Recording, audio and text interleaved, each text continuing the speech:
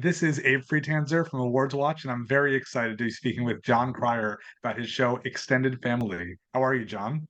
I'm good. And you, Abe? I'm doing great, thank you. This is a nice sort of light show. It's fun to be able to talk about it. Yes, yes, yeah. And that's not super duper heavy. It's not Last of Us or Succession. Um, Geez, my phone just turned itself on. That's crazy. What what just happened? I'm sorry. I apologize. I don't have no idea how that happened. All good, all good. What was the real draw for you for the show when you first heard about it? Oh, for me, I really loved Michael Malley's sort of writing style because it had this sort of screwball element to it that I didn't think multicams were doing right now. And I thought, if I can be paired with people who are, who can really make it run, then it'll be really an incredibly fun thing. What I did not realize was how much work that is, because Screwball requires a lot of lines very, very rapidly, which means you really have to work on those lines and really know them. And so it's been really, really fun though to be back in front of an audience. With having Mike behind the camera, and then you and Donald. This feels like something from like 20, 25 years ago, which we don't really see as much anymore. Yeah, yeah, we get nostalgic every now and then, but then we crush that urge because no thanks, we're having a lot of fun today. Was working with Mike what you expected from what you knew of him as an actor? I'd always enjoyed his work, and his work has always had has been incredibly grounded. His comedy in Yesteryear was that way. His work in Glee was like that. Just very, very real and very grounded. And as a writer and a showrunner, he's turned out to 100% be that way. I mean, he's much more about, creating a good atmosphere for everybody, for all of the people, for all of the artists, the writers, the crew, everybody. And he's also kind of humane. It's like if you can't come into the writers' room because you got a family thing, go to your family thing. His priorities are really in the right place. I mean, how ironic would it be to be doing extended family and just having everybody treat their families like crap?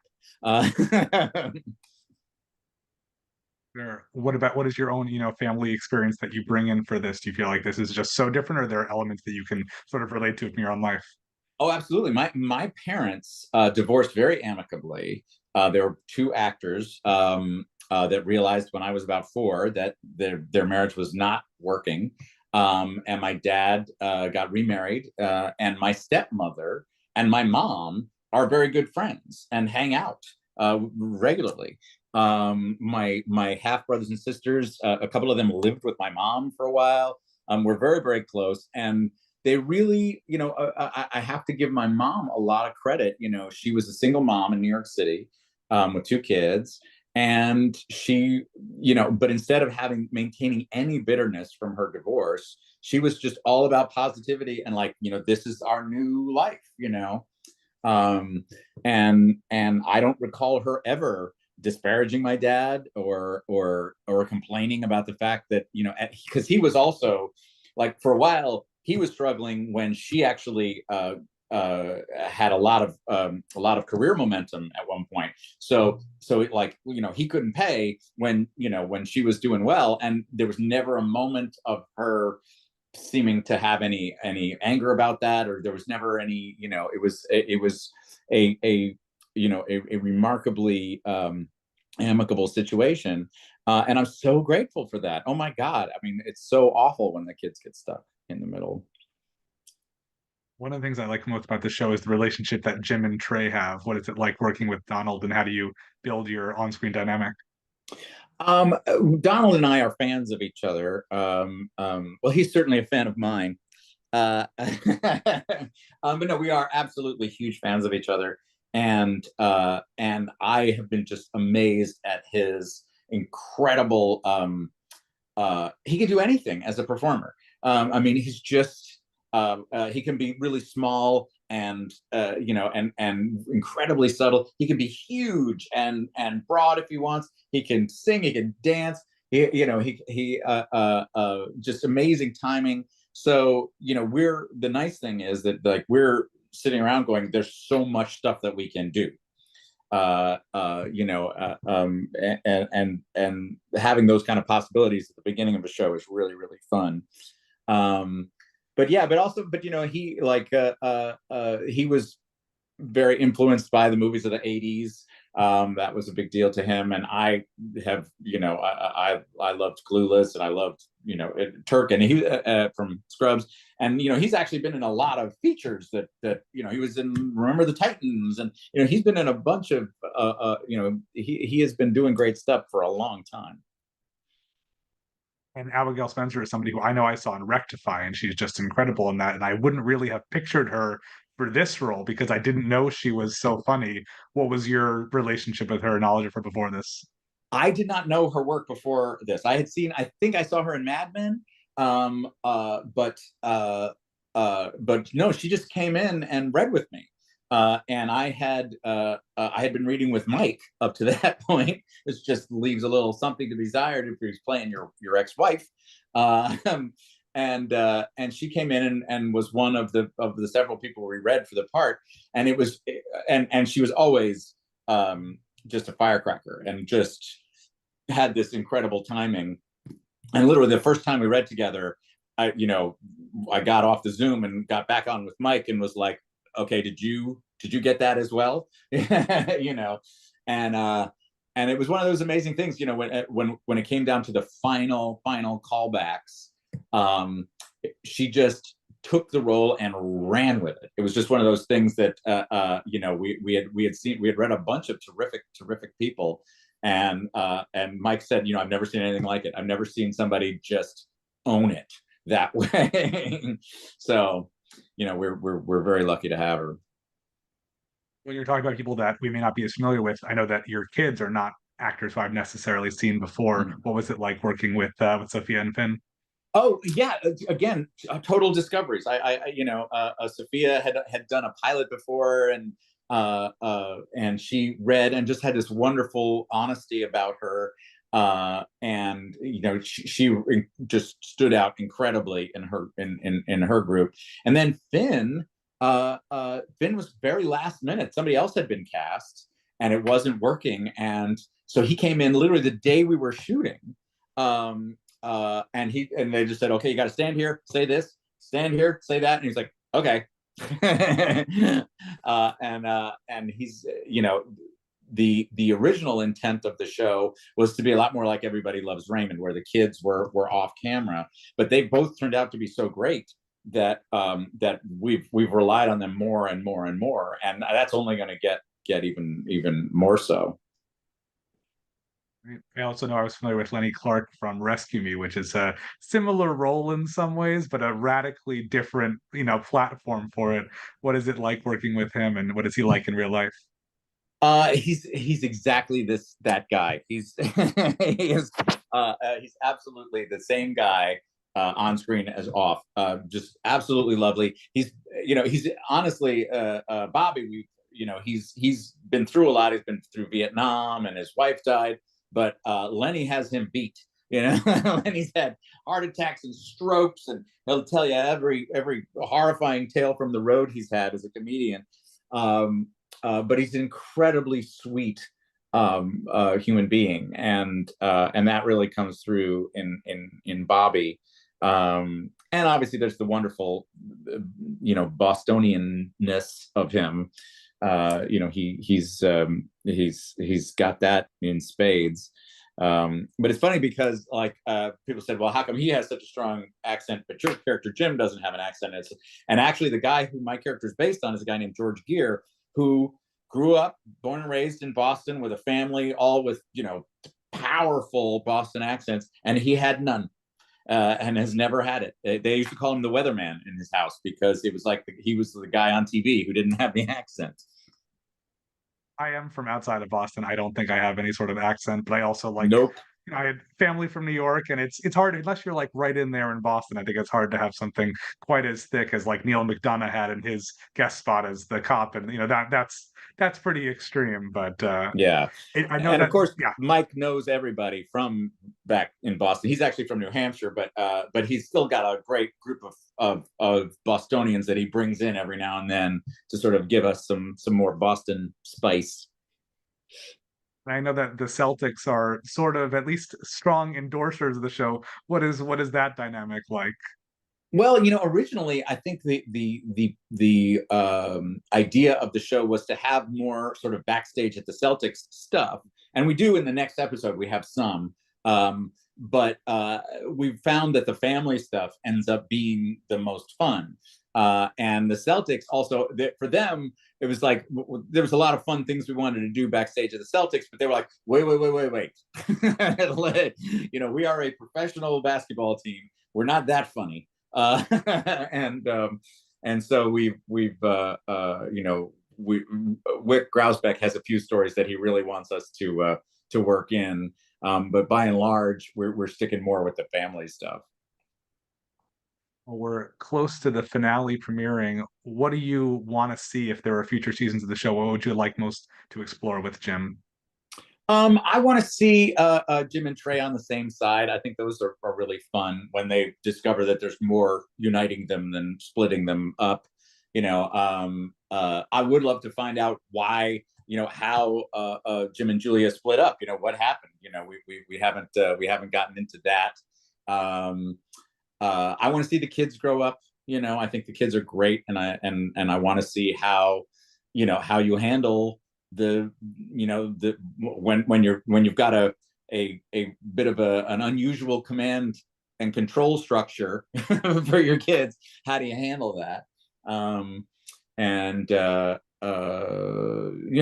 want to see Jim get out on the market, and try to find somebody to make the rest of his life with. I like that. I also know it's been, over a decade since Two and a Half Men. I feel like people are a lot more online these days. Have you been, keeping track of what people are saying about this show, and has that surprised you at all? About the show, the great thing about being on like the X and those things is that when you're first on, you get to hear from everybody who hates your show. That's the great thing. They're brought right to your phone. It's like, oh, fantastic! Everybody who hates my show is conveniently located in one small area on my phone. But what's wonderful is after you run a bit, those people just get tired. And the people who are actually watching your show start chiming in and saying, hey, I really love this episode, or I really love that episode. And those are fun to connect with. And it is nice, and people have questions, which is fun to deal with. And you try not to get too serious about it, because I've been in the business a long time, and I had this crazy thing happen when I was first in a bunch of movies, which would be probably around 1986, 1987. And I was waiting in line to see another movie. And I heard somebody say, oh, there's a new Jon Cryer movie. And I heard another person say to them, oh, I hate that guy. and I was like, and at first you get your dander up a little bit. But then I was like, wait a minute. There are people on screen that I've said that about, that they are not my cup of tea. And it's like, yeah, you put yourself out there like that, people get to feel that way if they want to. And suddenly I was like, oh, okay, yeah, that's just that's just the way the business is. And I'm just incredibly lucky to be able to get myself out there. In the spirit of taking things with the right attitude, do you think that time has been kind to Two and a Half Men? Yes, I definitely so far. What's wonderful, I just watched an episode of that fairly recently. I don't even remember. Oh yeah, I was watching the pilot because I was, I'm actually a producer, and I develop pilots, and I was realizing, wow, every character on that show resented all the other characters. Everyone. I was like, wow, okay, maybe Angus's character didn't resent everybody, He didn't resent Charlie. That was it. Everybody else was just a vessel for resentment, and it worked great on that show. I think that show actually holds up really well. For some reason, there's one episode that I remember that's just being particularly hilarious. I think it was called "Eat the Hamburgers, Wearing the Hats." It was Yes. very. I don't know why that sticks out in my mind, but every time I think of that show, I just remember it. I don't know that you're very prominent in that episode. I think it's more about people spending time without you, but it was Mm. very entertaining memory, which for some reason I don't know. I have to rewatch the show at some point because it's been so long. I don't. There's some people will say, "Hey, remember the episode where you did the thing and then the monkey came in?" And I'm like, I have no memory of that whatsoever. So I've got to reacquaint myself. I did enjoy seeing you in the interim between these two comedies as Lex Luthor in the DC Arrowverse. What is it like taking on an iconic role like that? Uh, One thing that was fun about that was actually one of the not great things about it was when it was first announced that I was going to be doing Lex Luthor for the Arrowverse. The immediate online reaction was intensely negative, and I understand why.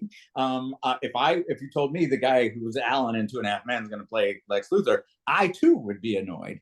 But it was funny because I was not I 100% expected it, and I loved the comics so much as a kid, and had had played Lenny Luthor in back in Superman 4, that I felt like these people don't understand how much I know about this character, and don't understand how I'm going to pay him respect. And then it was lovely because then you've got this built up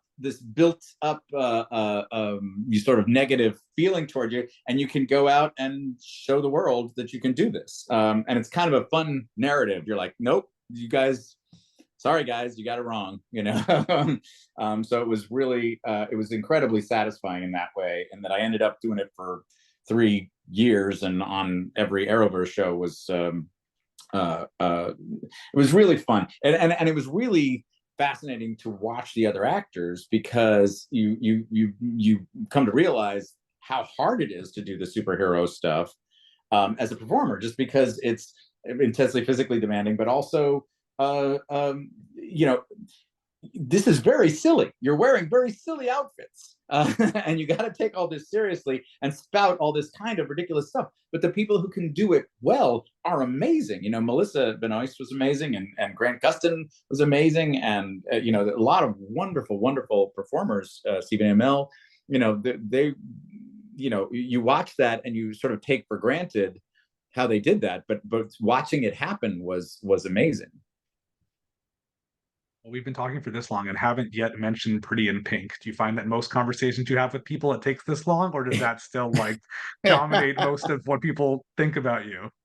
No, yes, I am surprised it took this long. I've been waiting. This has been I've been watching this. But I don't blame people. Again, that I saw that movie again fairly recently. There was a charity screening of it, and I went to see it, and I was like, oh god, it was me and Annie Potts actually, and I was like, hey, this holds up, and that was such a happy surprise, and it's so weird to see yourself as a teenager, and just go, oh, I was a decent actor as a teenager. That was kind of fun, but yeah, I'm really glad to have been a part of something that stuck around, that really resonated with people, and that still resonates with people today, because there's still prom. That's true. Well, I also remember seeing you. We don't see you very often in movies these days. I remember seeing you in Big Time Adolescence a couple years ago, which I really enjoyed. Did you have good experiences from that film, and do you want to do more film in the near future? Oh yeah, I'm happy to do more film. Yeah, no, that was a great experience, because it was a lovely, because everybody's done very low budget movies. We've all done them. It's a flyer you're taking because you read something in the script that was really interesting or really intriguing, and the vast majority of the time, the budget constraints and the movies end up falling apart. But you gave it a shot. It was fun. It was it was worth a try. But Big Time Adolescence was one of those things where everything just kept going right, and like and Pete Davidson turns in a wonderful and really nuanced performance. And Sydney Sweeney's in that movie, and she's terrific. And Machine Gun Kelly, what the hell? Who said he's an actor? Well, apparently he is, because he's very good. He's the secret weapon in that movie.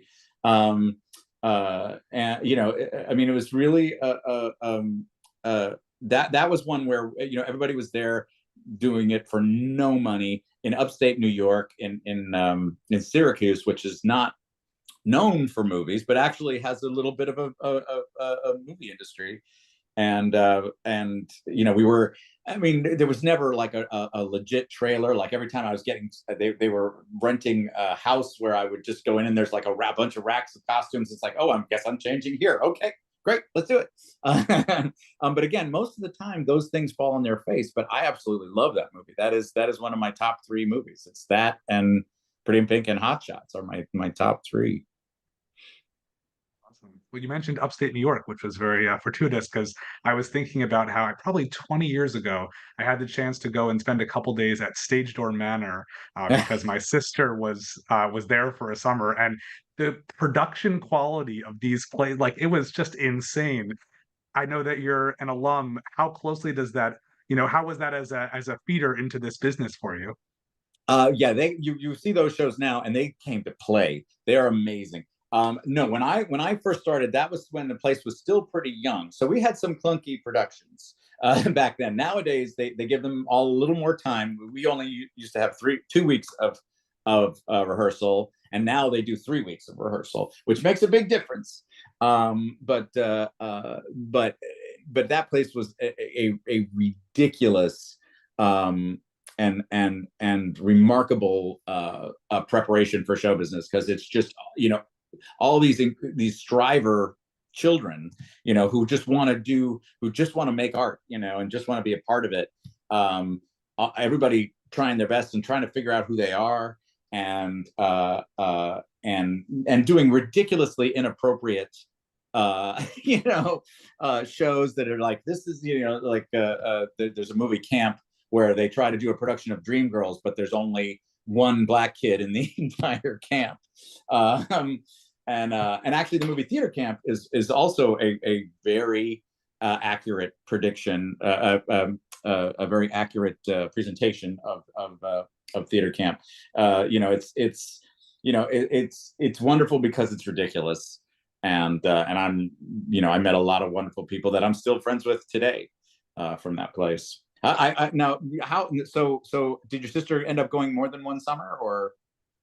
I don't remember. I think it may have just been one. She had a small role in Midsummer's Night's Dream or something, I think. I honestly don't remember, but she had like she wasn't one of the main stars, and isn't in the business anymore, but it was fun to see.